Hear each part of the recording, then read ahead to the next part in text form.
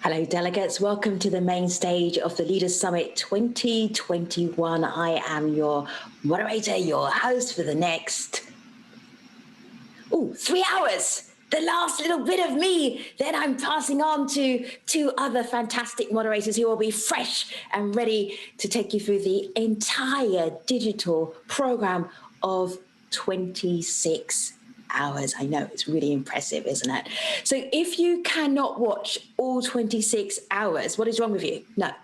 If you can't watch all 26 hours, like most of us, I want to point you to the YouTube channel of the UN Global Compact. There you will see some of the extremely fascinating sessions, the great sessions, the informative sessions that you may have been asleep while they were happening, working while they were happening, eating while they were happening, whatever you were doing. You can go to UN Global Compact on YouTube and you can see all 26 hours, all there, all sitting there waiting for you. Not quite yet, but eventually. So Adam's sitting there going, and now it's me. All right, this year has been extraordinary. This past year has been extraordinary, Adam. We are talking about, or you are going to be talking about, human rights and racial justice, which in the United States globally has been such a hot button issue. People are incredibly sensitive about.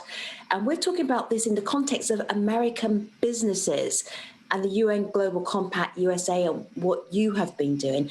Adam, tell the world what you do. What's your official title? So I'm the Engagement Director of UN Global Compact Network USA. So I lead the US network of the Global Compact. Absolutely, I've got it, we've got that, thank you. This is probably one of the most important sessions that we're going to do in the whole of the 26 hours, although I'm sure every moderator, every host will say that before they do their session. I'm going to hand over to you, and I'm really leaning in to find out what can businesses do. I know they're trying. What can they do? Adam. Well, perfect. Thank you very much, Femi. And honorable guests from the US and those joining from around the world, I'm pleased to welcome you to UN Global Compact Network USA's Leaders Summit session, The Urgent Challenge of Human Rights and Racial Justice. The United Nations represents our collective international commitment to global peace and prosperity, but we cannot overcome global challenges with governments and multilateral institutions alone. Private sector leadership is critical to creating a better world, and the UN Global Compact represents a commitment to that leadership. This is not limited to the international work and to what our impacts are over there, wherever there may be, where our supply chains touch and the foreign markets in which we have an impact. Each country has an opportunity to improve its own performance at home. Sustainable and equitable development must begin at home. American businesses, like those around the world, cannot wait for government to solve its problems. And this may be the most American thing about this moment. Business will contribute to the achievement of a better world because it is, without a doubt, good for business. The US was founded on the promise of government by and for the people. But at the same time, this government was founded on the back of slave labor, based on race, and we live with this legacy to this day. We live daily with the duality of being both equal and unequal. SDG 10 and 16 directly outline our global ambition as it relates to our very American challenges. SDG 10 states that we must reduce inequality within countries. It outlines how we must achieve and sustain income growth for our poorest, how we must empower social, economic, and political inclusion, ensure equal opportunity and reduce inequalities of outcome, adopt policies to achieve greater equality, and improve the world of financial markets to strengthen equality. And SDG 16 on peace, justice, and strong institutions outlines how we must significantly reduce all forms of violence and related deaths, promote rule of law and equal justice for all, and develop effective, accountable, and transparent institutions at all levels. At the UN Global Compact, we believe that business must not just support these SDG ambitions, but must show leadership in the ways only businesses can. We cannot achieve the SDGs without business leadership, and this is as true with racial and ethnic inequality as with each of the SDGs. We cannot achieve the SDGs unless we ensure that Black lives matter. But it's more than that. This is a conversation about human rights, an extension of the conversation that the world has been having through the UN since its founding. This is about upholding the Universal Declaration of Human Rights, foundational to the UN and the UN Global Compact, which sets forth what we all know to be true in our hearts, that recognizing universal human rights is a foundation for justice, and that disregarding them can lead to horrific acts that outrage the conscience.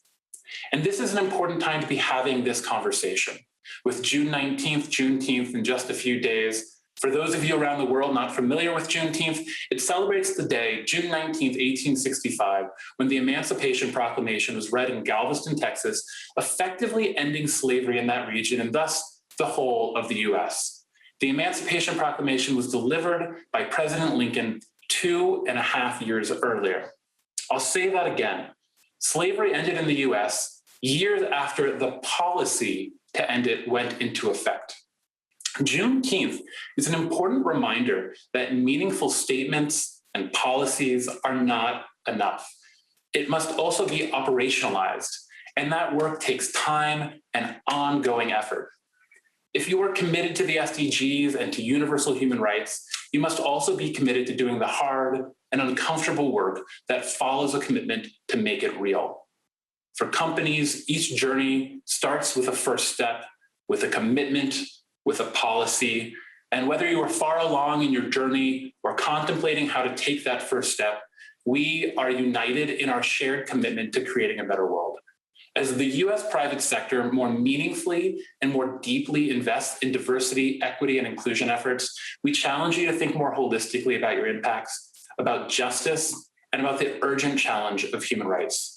Thank you again for joining us today for this perhaps difficult conversation. And without further ado, it's my honor to introduce our opening video and remarks by comedian and producer, Mr. Larry Wilmore. The present Declaration of Human Rights. Over 70 years ago, the Universal Declaration of Human Rights was adopted by the UN General Assembly in recognition that the inherent dignity and equal and inalienable rights of all members of the human family is the foundation of freedom, justice, and peace in the world. And yet, nearly 75 years on, we still fail to rise to its ambition. There remains a tragic history of systemic discrimination in policy and practice with a disproportionate impact on people of color. From Ruby Bridges, at the tender age of 6, taking the first steps to integrate the schools in the South, to 21-year-old John Lewis finding good trouble as a freedom rider. We've all seen these images and we are all familiar with their faces. As global citizens, we must come together and address the underlying issues that prevent us from achieving inclusion and equitable growth. 2020 was a year of horrific loss. Over 3 million people losing their lives to COVID-19 and over 580,000 in the U.S. alone. And what has also become painfully clear during this pandemic, healthcare access is also profoundly unequal. The American Public Media Research Lab says the COVID-19 mortality rate for Black Americans is at least double that of white Americans.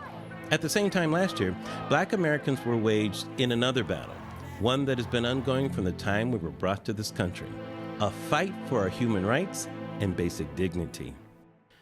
After watching a man, George Floyd, lay face down on the ground with a knee on his neck for more than 9 minutes, struggling to take his final breath, it became clear that the world was watching and waiting.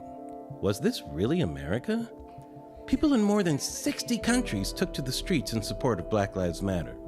The events of the last year highlight the long-standing inequities that we in the United States face. Nevertheless, we have entered into a moment of opportunity, and there has been leadership in places one might not previously expect. Businesses and world leaders have an opportunity to address a collective history of racial disparity and build for an inclusive and equitable future. Yet these struggles and inequities are not exclusive to the Black American community. And together, we would learn what many minorities in this country have always known. Racism was not over. It was just not being filmed. We've seen a 150% increase in attacks on Asian Americans. Innocent Americans being attacked at work and on the streets. Simultaneously, the Latinx and indigenous communities are berated and face similar battles. Throughout history, we've seen leaders step up, and this time is no different. And the voice of business leadership can now be heard, clearly from businesses large and small. In 2020, U.S. companies committed over $66 billion to racial equity initiatives. Companies across the nation decided to recognize Juneteenth, a holiday that commemorates the end of slavery, while countless others have come forward and made statements, pledged funds, launched initiatives, and sparked conversations, putting their money and actions where their mouth is. No single business, sector, or industry can solve this problem on its own. We all have a role to play. When there is strength in numbers, there is power in change. Sadly, despite all of this effort, all of this momentum, with the Universal Declaration of Human Rights as our North Star, we have a long way to go. Black Americans are still twice as likely to be killed by the police. This is a crucial moment. The business community is more focused on racial justice and inequality than it has ever been. Now is the time. Take a stand. Take action. A more inclusive and prosperous world awaits.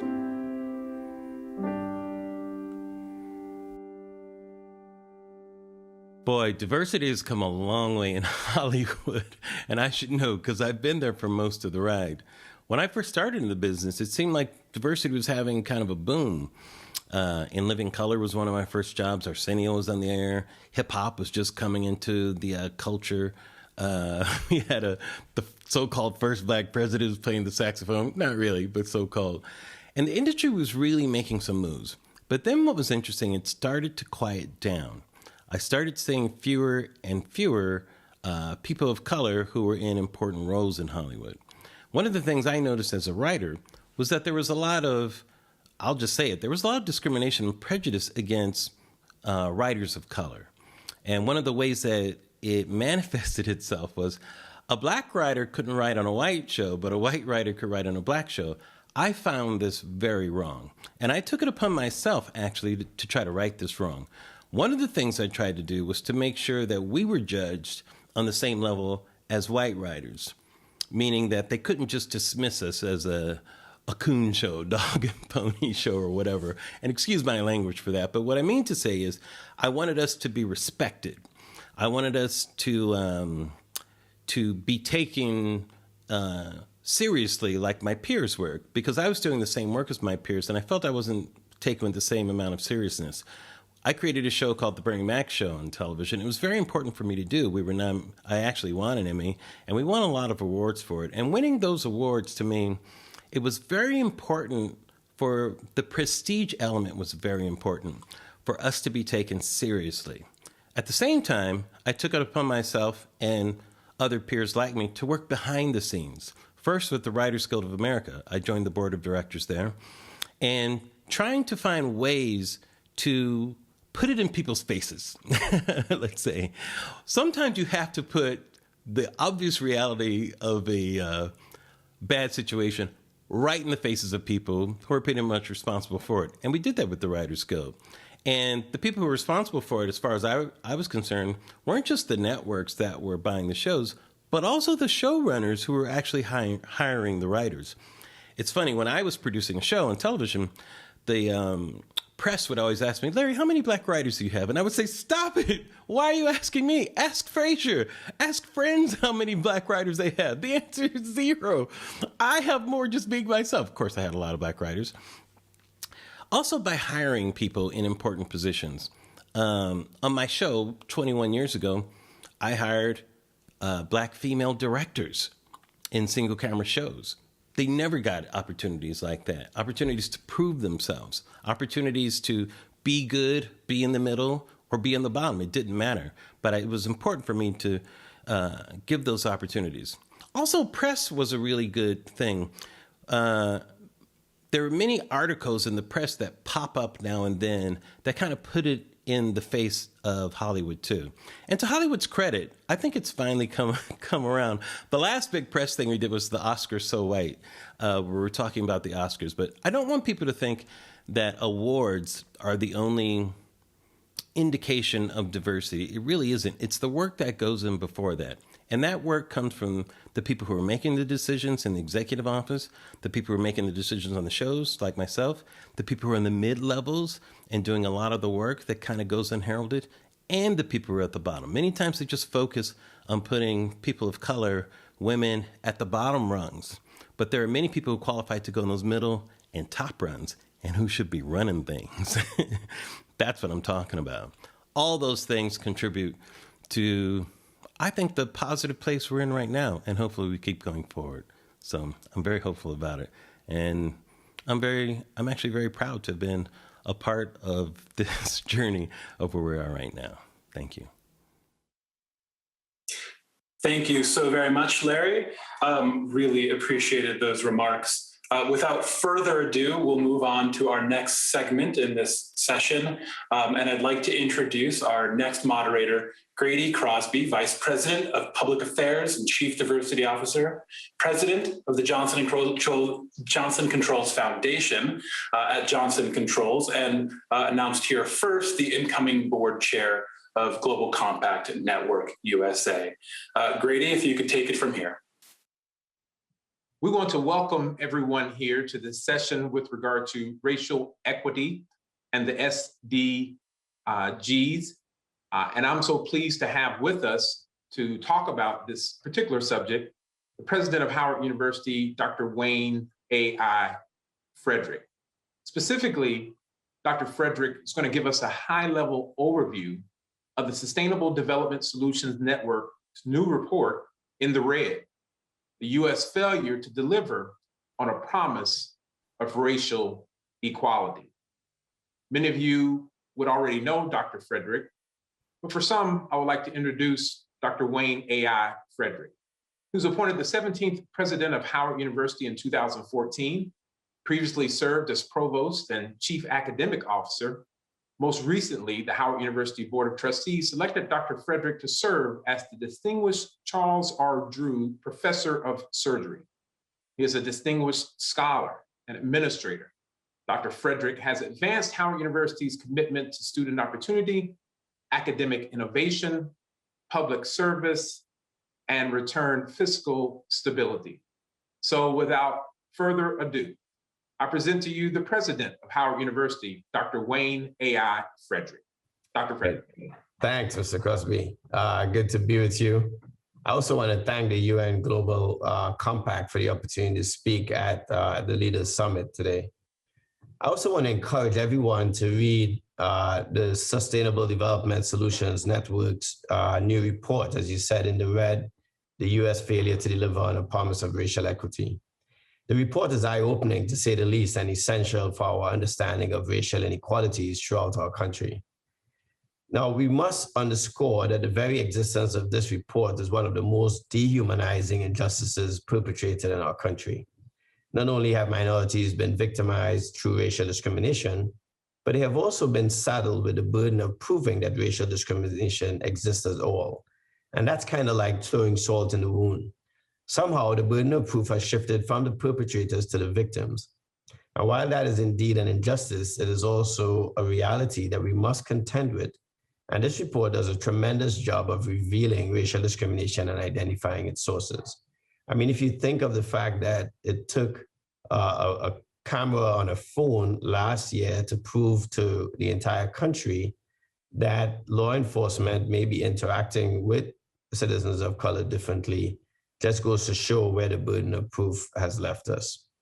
So as we look at In the Red report, using the 17 Sustainable Development Goals to grade states based on how well they're delivering on these services to different racial demographics, you will quickly see the lack of progress that's there. And so the standing of the United States globally is diminished when it does not abide by the same standards it insists upon from other countries, especially around human rights. And so we must be concerned and must ensure that that's being done. Now, the report's methodology is important as well, right? The results were constructed by considering three factors: context indicators that do not have racially specific data, but describe the context in which people live. So for example, clean water. Level indicators that measure how close the state has gotten a community to SDG achievement.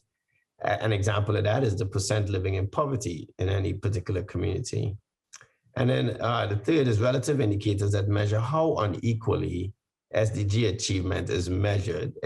And that example there that I would use is how many times more likely white people are to be employed when compared to, say, the Hispanic community. So together, these three types of indicators are combined whenever possible in each goal and contribute to the overall score. Now, considering the level and relative indicators separately can give an indication of where implementation needs to be improved and where inequality is greatest.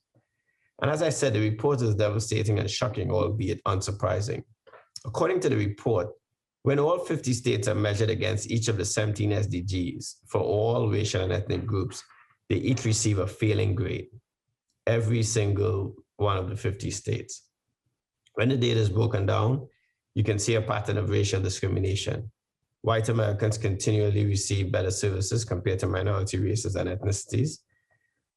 And I would say it's also disheartening to look at the graphics in the report. Entire swaths of the United States are covered in red, indicating states are not living up to their promises to minority communities. And when certain states are not depicted in red, more often than not, they're depicted in gray, which indicates that there's insufficient data to provide a grade. And again, we can give them the benefit of the doubt, but given some of the other factors, I'm highly doubtful of that. Many of the areas where inequalities are most stark involve children. And so disproportionately affecting Black communities are students in high poverty schools, and the number of detained youth tend to be Black. So with that, we have to look at the entire generational life cycle from childhood to elderly and senior citizens. Black communities are 42.7% more likely to be in the most underserved racial group in any state. And so that portends very, very negative outcomes. Black and Hispanic children are more likely to live 200% below the poverty line. And the Black infant mortality rate is dramatically higher than any other racial group. So as we think about the Leave No One Behind agenda as a part of the UN's work around SDGs, and that agenda requires states, cities, and national governments to eradicate racism and discrimination that may be undermining the realization of the SDGs. That agenda maintains that those who have been least served by progress on sustainable development must be those first addressed.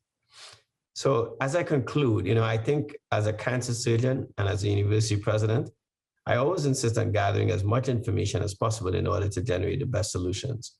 This report provides us with both a broad picture as well as the smaller, minute details about the problem.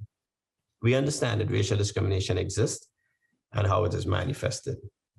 Howard University has been on a caravan to social justice for its entire existence. And right now that caravan is swollen. And so this is an opportunity like no other in our country's time to make progress on racial discrimination and to make an effort to eradicate it. Now, when we work through trusted messengers and institutions in minority communities like HBCUs, we recognize that we have to find those pockets where discrimination doesn't exist and replicate their successes throughout the country. Howard has had an incredible experience during this pandemic with testing people in our community and convincing them to be vaccinated. So like never before, our country is acknowledging the problem and dedicating itself to resolving these issues that have persisted for generations. So we have to continue to hold our country to account by using the international tools like the United Nations and the SDGs. If we are diligent, I am optimistic that we will see the colors on this map improve and move from red to green, which is going to be symbolic of moving from the fire to lush green growth that these children that are suffering right now so rightly deserve. Thank you so much, Dr. Frederick.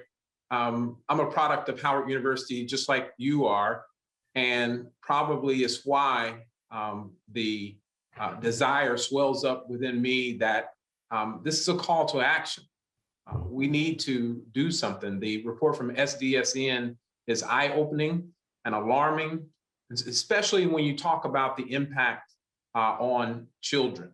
Now, we know that the primary purpose of a business is to solve some very challenging and tough issues. And businesses are well suited to do that. They have vast resources, they have global footprints. So as we sit here today, what can businesses learn from this report in terms of what they can do to contribute to solving some of these challenges that are facing communities all over the world? Businesses are critical members of our ecosystem. And I think businesses must realize that it is in their business, it is in their bottom line's best interest to ensure that they participate in solving these problems. The more people you bring out of poverty, the more customers you create.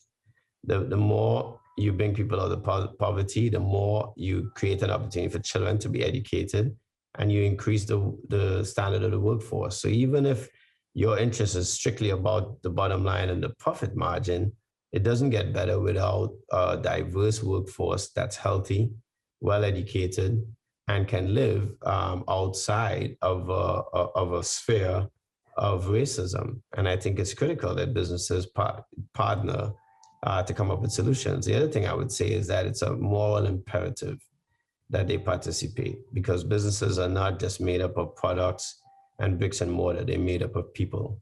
And that humanity and that need to amplify the humanity of everyone should be in the interest of every business. I'm so happy you said that. I talk a lot about the role of the corporate citizen. The corporations are actually citizens, and citizens that are given extraordinary rights.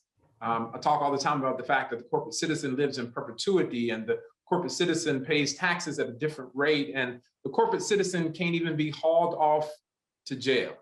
And so if the corporate citizen has these rights, it should have extraordinary responsibilities as well. But I don't want to lay it all at the foot of the corporate boardroom. Dr. Frederick, can you talk a little bit about what individuals can do with the information from this report and how they can be more intentional in impacting SDG attainment? Yeah, the first thing is to acknowledge it. This is one of those examples where I think charity begins at home. We each have an opportunity after reading this report to take pause and to be very, very clear that we're living in a society that has created inequality through racism and discrimination. Now, that is no one has total and absolute, I would say, a monopoly on that. So let's be clear. So your point that it's not just about corporations, but in truth and in fact, it's about all of us. All of us have some kind of unconscious bias within us that we must acknowledge and we must work to eliminate from our existence. And I would say that charity begins at home. Now, we have to look within our homes first and foremost is where we should start. Are we raising our children in a way that they don't discriminate? I have a 16-year-old son who will be 17 soon, and a 14-year-old daughter who will be 15 soon. And I have to ensure that I raise my son in a way that he respects women. And that starts with his relationship with his mother and his younger sister. If he does not see them in a light of equality, then I can't expect him to go out into the workforce and treat women in the workforce any differently. So it begins at home, and then you have to spread that to the neighborhood and the community you live in. Are we participating and engaging with our neighbors? So many Americans now live in neighborhoods where they don't even know their neighbors. They don't engage with their neighbors. But then we want to put them in work environments and expect them to be socialized in a way that they're going to interact with people of different views. So we must encourage people right where they live to be participating. And then the last thing I would say is that you have to make yourself uncomfortable. And that uncomfortableness is not necessarily an uncomfortableness of, I would say, disfavor or of pain, but just uncomfortable enough that you understand and give voice to other people and you amplify their humanity. And so I'll give you a quick example. You know, I had a Jewish CFO who unfortunately passed suddenly on Super Bowl Sunday. But 2 years ago, I had him go out to a holiday, a Jewish holiday. And on his way out the door, I said, you know, when you come back, I want you to explain to the entire cabinet what the holiday was about. And, you know, your religion is important to you, but so it should be important to us. You should be your full self when you're here at this historically Black college and university where you are in the minority. And he came back and I've never seen him that excited. He bought in cutlery, green apples, dipped them in honey, passed it around, and he was as red as a beet because we had given him voice to his full self. And that ultimately is what each of us as citizens must do every day to amplify everybody's humanity. Racial equity and the SDGs. I want to thank Dr. Frederick for his insights today. Thank you for your time. Call to action, all those that are listening, to do what's needed in order for us to achieve SDG attainment. Thank you. Thanks for having me. Dr. Frederick, Grady, thank you very much for that critical presentation of that recent SDSN report. And Grady, thank you for staying around for the next panel. Our next panel is on how business can increase ambition on racial justice and racial equity. And I'll leave it to our moderator to introduce our incredible speakers. But I'd like to welcome Dan Thomas, Chief Communications Officer of the UN Global Compact, to moderate our final segment of our Network USA session. Thank you very much. Dan? So greetings, I'm Dan Thomas, Chief of Communications and Strategic Events at the United Nations Global Compact. In this virtual panel over the next 25 minutes or so, we'll discuss human rights and inequality and talk about how American business can increase ambition on racial equity. First, let me introduce our three distinguished panelists. Darren Walker is president of the Ford Foundation, a $14 billion international social justice philanthropy. In 2020, he was named Wall Street Journal's Philanthropy Innovator. He served on ILO's Global Commission on the Future of Work. He's a member of the Council on Foreign Relations and co-founded the US Impact Investing Alliance. A year ago, Mr. Walker published a much-discussed op-ed in the New York Times entitled, "Are You Willing to Give Up Your Privilege? Philanthropy Alone Won't Save the American Dream." We hope to hear more about that in a minute. Grady Crosby is the Vice President of Public Affairs and Chief Diversity Officer of Johnson Controls, where he leads the company's sustainability and community involvement initiatives. He's president of the Johnson Controls Foundation and is the incoming chair of the board of Global Compact USA Network. And last but not least, the host of this Leaders Summit, Sanda Ojiambo, is the CEO and Executive Director of the United Nations Global Compact. Before joining the UN a year ago and moving to New York, she served as head of sustainable business and social impact for Safaricom in her native Kenya. And before that, worked across Africa and the world with UNDP and CARE International. And no stranger to the United States, she studied for her master's degree at the University of Minnesota. Thank you all for joining us.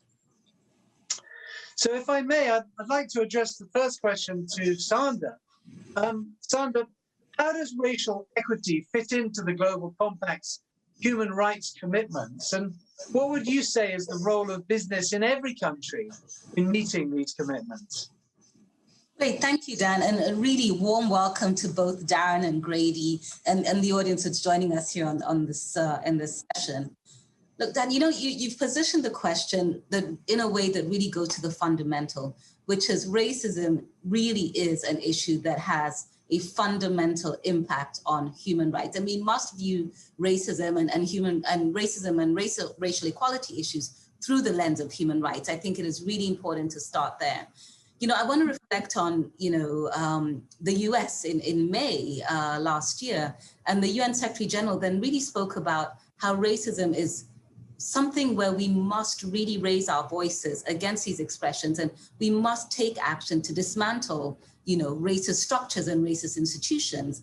And the point is that, tying this back to the Global Compact, when we look at our 10 principles, right there, front and center is human rights. And our 10 principles framework really provide a framework for businesses to tackle the fundamentals around humanity and human rights.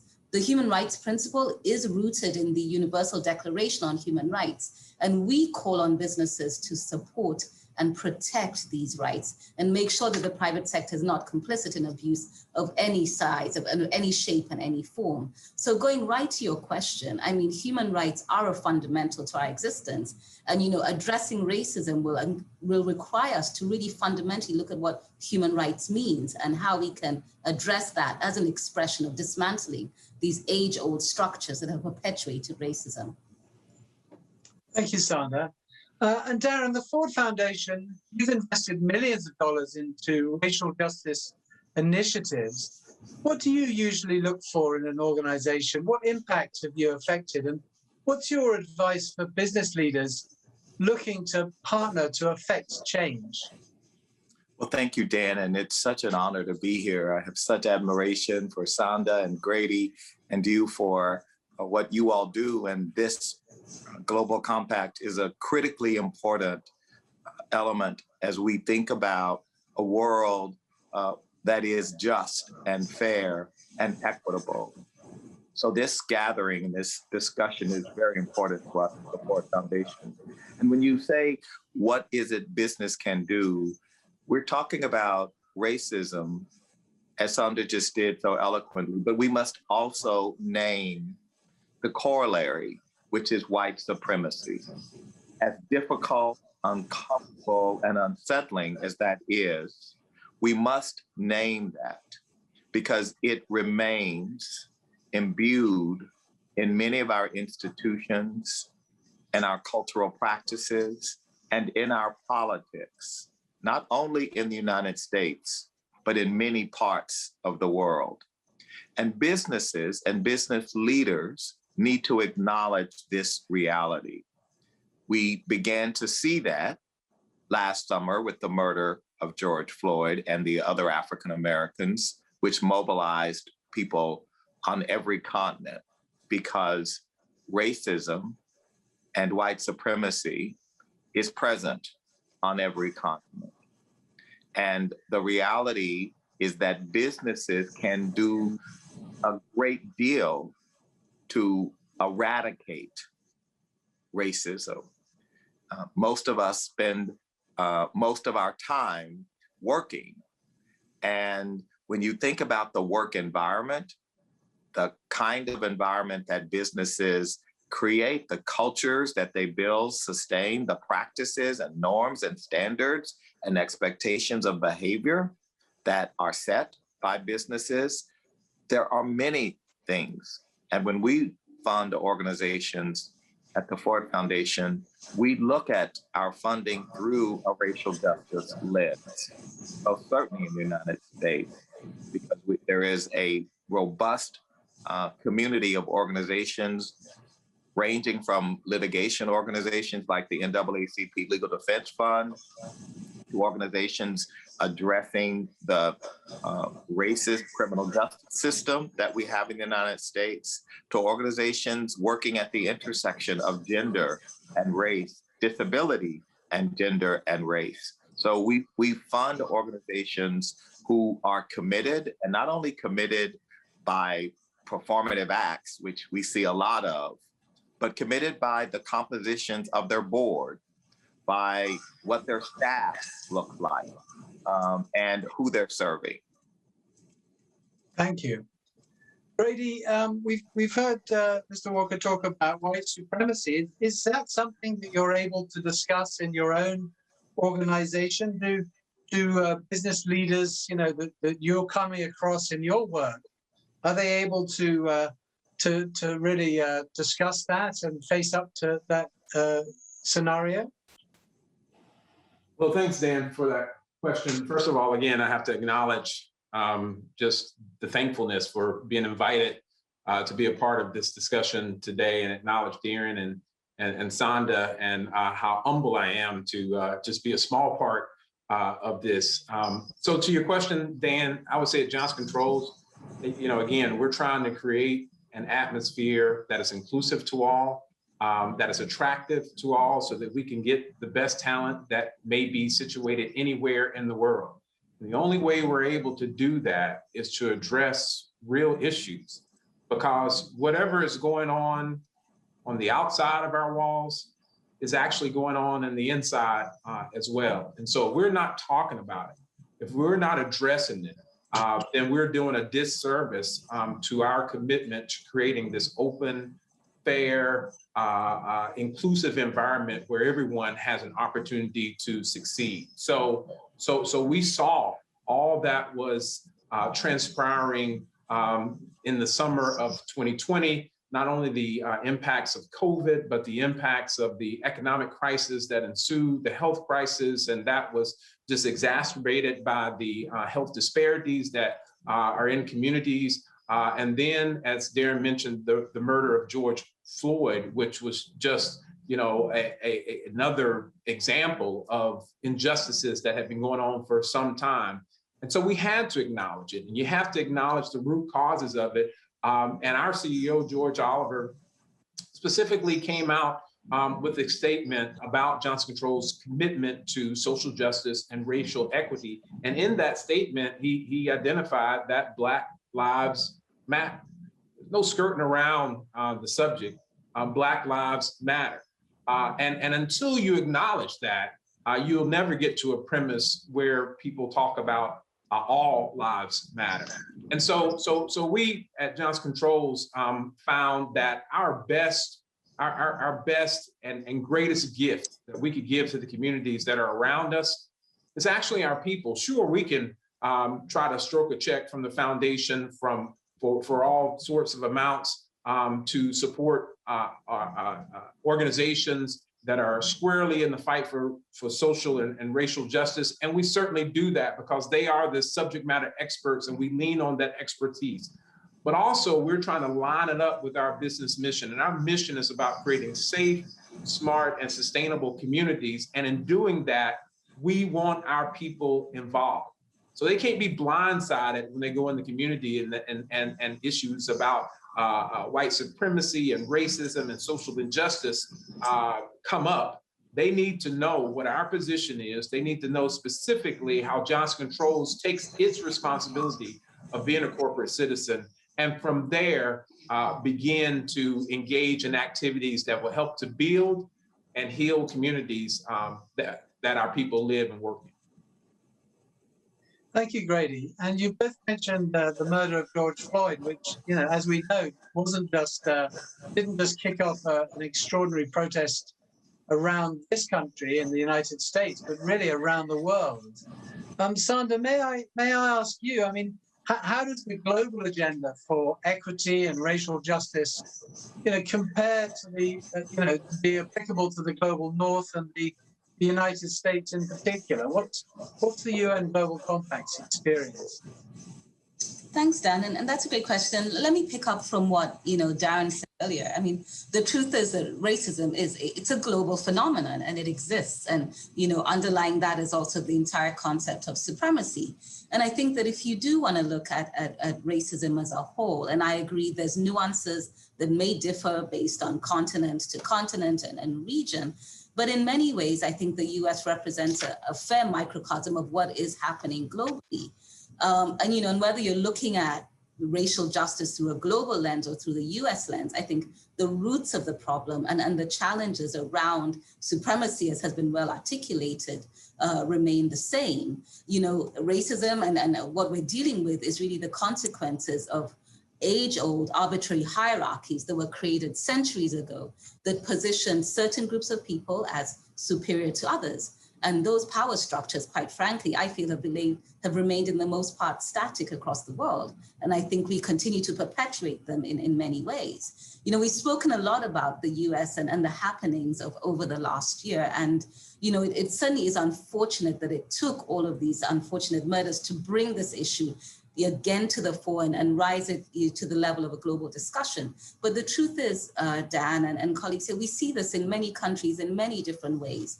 Look at supply chains. Look at where people of color tend to be most employed and get their work and their opportunities.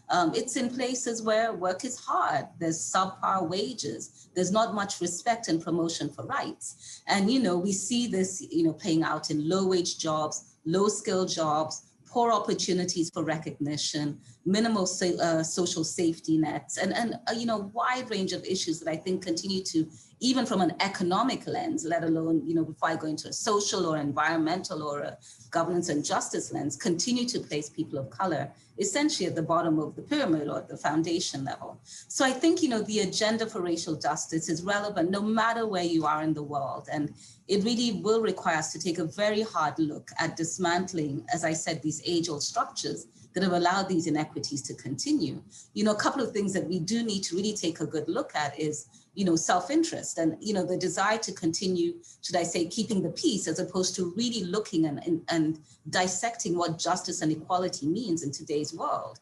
The perpetuation of discriminatory policies that exist in organizations and communities and, at a much broader level, an inability to really fundamentally tackle racism, call it what it is, and make the bold statements that, Grady alluded to having been made by his leadership team. And, one fundamental that I always reflect on, which is a failure to recognize racism in oneself. I think that's a perfect starting point for where this, where the discussion needs to go around dismantling both systems and looking at policies. But I think it will be very challenging. Sanda's admonition and challenge to the multinational corporations is a difficult one, because the dismantling, even the reform, requires significant change at the top of these organizations.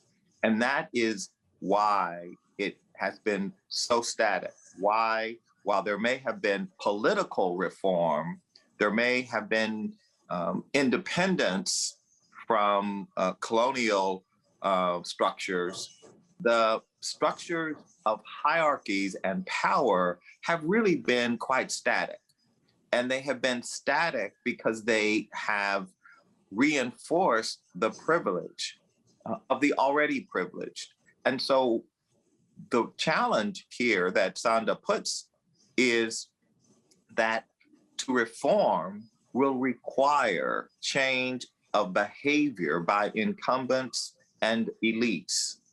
And that is a very difficult thing to take on, but it must be taken on if we're really going to make any progress on human rights and racial equity. And that means we have to move from what has basically been a system of tokenism to real transformation. If you look at last year when the murders occurred, 1/3 of the S&P 500 did not have an African-American on the board.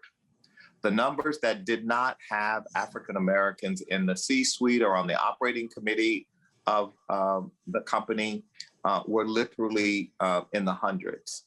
And so this is a fundamental indicator of the potential for real transformation, because diversity has basically meant, at least in the boardroom and the C-suite, one. So if you have one Black on your board is diverse. If you have one woman on your board is. So diverse from the perspective of who, right? And we have to move from that and call that what it is. That's tokenism. That's not diversity. And we have to move from tokenism to transformation. And that journey is what some companies are on. Some companies have made statements. Some CEOs have been genuine and authentic. And I think, as Grady said, his CEO has really stepped forward and stepped out courageously. But many have simply engaged in performative acts, very good performative acts, Academy Award-winning quality performative acts, quite candidly. But nonetheless, just virtue signaling and performance. We need real action, concrete steps. Thank you. Dan, I have to step in here and just say a word on what Darren just said. I'm having to almost sit on my hands to keep from clapping because of what Darren is talking about here, because he's absolutely spot on correct. Who's driving the agendas of the S&P 500, these Fortune 1000 corporations? It's the board of directors, and what those board of directors set in terms of an agenda is what that executive team, that C-suite, is going to follow. And when you only have one voice on a board that is maybe looking at racial or social or equitable issues of justice and transformation and reform, sometimes it rings hollow to profit margins and rings hollow to supply chain demands and rings hollow to succession plans and all those things that the C-suites and the board of directors have been so concerned with traditionally about returning value to shareholders. And so it's not until we recognize that we can really return value when we have communities where everyone has an equal opportunity to participate. That's where we start to generate and drive value in not only companies, but communities. And so I'm happy that the SEC and organizations that oversee our corporate board structures have recognized ESG as a focus for our corporations, that it's not just about what a company does and their ability to return a profit, but how does it do it? And does it do it with a lens towards making sure that it takes care of the people that are producing results, that it takes care of the environment and the resources by which those values are being generated, and is it being true to its commitment to being a valuable participating corporate citizen, a citizen within that community. And the last I checked, citizens are concerned with the welfare of each other. Thank you, Grady. But let me ask you this. I mean, you're at the coalface, as it were. You're really at the sharp end of this running a business. How hard will it be to change the behavior of elites, to make real changes, in business, your organization, and the other businesses you work with, through your work at the Global Compact US network? Yeah, change is hard, period.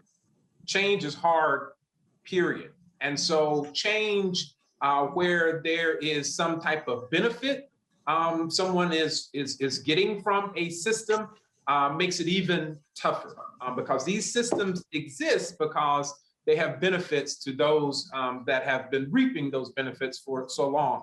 I tell people all the time, whether you're in the sustainability space or whether you're in the corporate citizenship space, when you talk about being a good corporate citizen, and you talk about social justice and racial equity, everybody is on board seemingly and thinks it's a great idea until you ask someone to change their behaviors.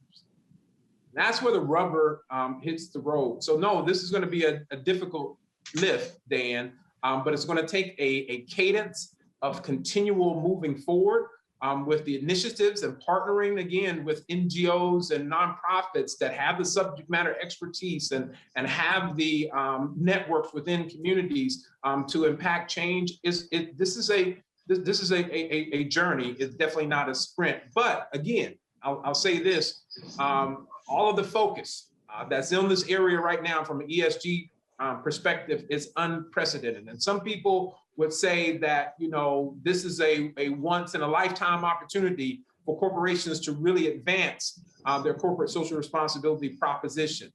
But if this is a once in a lifetime opportunity, it has to be taken advantage of during the lifetime of that opportunity. So we need to move fast, we need to move quickly, and we need to make sure that we're holding each other accountable for moving in this direction as well. Thank you. And we have only about 5 or 6 minutes left. I can't believe how quickly the time has gone. So I want to leave you all with a final question, and I'll ask you the same question. Darren, maybe we can start with you. I mean, how optimistic are you that it's possible to break down the existing sort of systems that are holding progress back? And how can the private sector really step up to address this issue? I am very optimistic, Dan. I see a cadre of CEOs who are committed, who are on the journey, and who are determined to make progress. It will not be easy, as Grady just said. I'm also hopeful because those of us, Sanda, Grady, myself, stand on the shoulders of people who fought for justice during colonialism, fought for justice during a period of enslavement in the United States, during a period of Jim Crow. And those people, certainly the African Americans I speak of, worked, toiled in the fields for justice, knowing that in their lifetimes, they would never see justice. And yet they persisted because they believed in America, even though America didn't believe in them. And so as I reflect on my privilege, I have no option other than hope and optimism. It has been the most durable weapon that we have deployed over centuries of marginalization, prejudice, and bias in America. And so I am hopeful. I think we are at a critical point of transformation in this country and in corporate America. And I know that what happens with corporate America impacts corporations around the globe. Indeed. Thank you, Mr. Walker. Grady, how optimistic are you about the opportunity that exists, at this moment to affect change? Sure, Dan. Yeah, I like Darren. I'm highly optimistic as well. I'm encouraged by his work with the Ford Foundation. I'm encouraged by his work around transforming the boardrooms. And I think as we do that, we'll transform outcomes as well. I'm encouraged by all of the companies that have decided that now is the time to speak out and address these issues. The sheer number of corporate statements following the murder of George Floyd may indicate a turning point in the corporate culture. But in addition to that, companies still have to create spaces to listen and learn what's going on in communities, learn what's going on within their workforce, the frustrations, issues that people are facing, and then lastly, be willing to walk the talk. Companies grow value by solving problems. Companies have a global footprint, and they have vast resources, financial, human, technological, market incentives to address the greatest challenges facing our communities. And racial inequity and social injustice is a challenge. And I believe companies are well positioned to take on that challenge. The evidence is clear that employees and consumers expect and support companies that engage in finding innovative solutions to social, economic, and environmental challenges. And so if 2020 was a year of commitment, I believe that 2021 and beyond is the year for action, and I'm optimistic about what will happen. Thank you. And finally, to you, Sanda, for a last word. I mean, how optimistic are you with the Global Compact, responsible for businesses, working with businesses all around the world? Do you think now is the time when these systems can be broken down and we can see real change coming?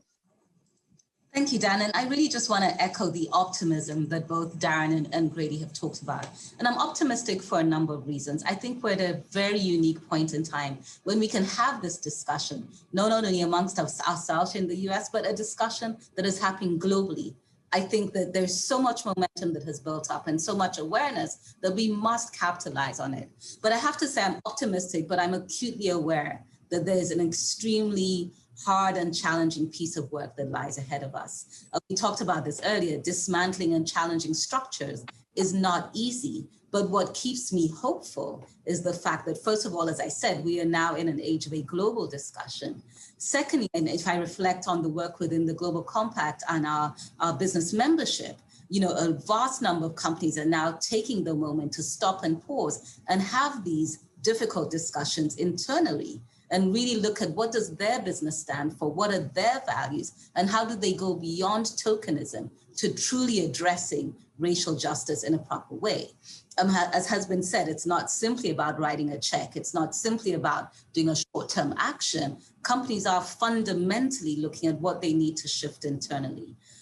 The other piece, though, is really how it all comes together, because we're looking at challenging an entire system. So it's not only the private sector, it's not only, you know, the civil society, but we need governments. We also need, you know, the part of the UN that we represent and others to really look at fundamentally as global stakeholders, what do we need to change? So my optimism lies in the fact that the issue is now front and center and on the table. You know, if I focus on the US, I think this is an issue that has singularly captured, you know, the entire country's attention for the vast part of a year.